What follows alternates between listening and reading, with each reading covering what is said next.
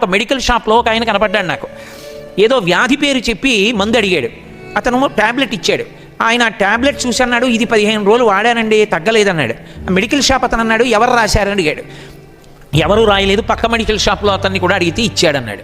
అతను అన్నాడు, డాక్టర్కి చూపించుకోకపోయారా అన్నాడు.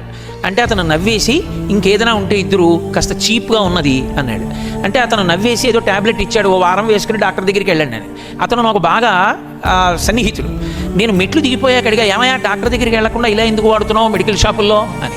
అతను అన్నాడు నాతో, డాక్టర్ గారి దగ్గరికి వెళితే 200 ఫీజు, బోల్డ్ అన్ని టెస్టులు, కోటేశ్వరారు కొడుకు తెల్లవారితే ఎంసెట్ రాశాడు, వాడికి ఇంజనీరింగ్ ఫీజు కట్టాలి, పుస్తకాలు కొనాలి, ఇన్ని చేయించుకుంటే ఎక్కడి నుంచి వస్తుందండి, అదే తగ్గిపోతుంది, పర్వాలేదు లేదు, అందుకే ట్యాబ్లెట్ మెడికల్ షాప్లో అడిగానన్నాడు.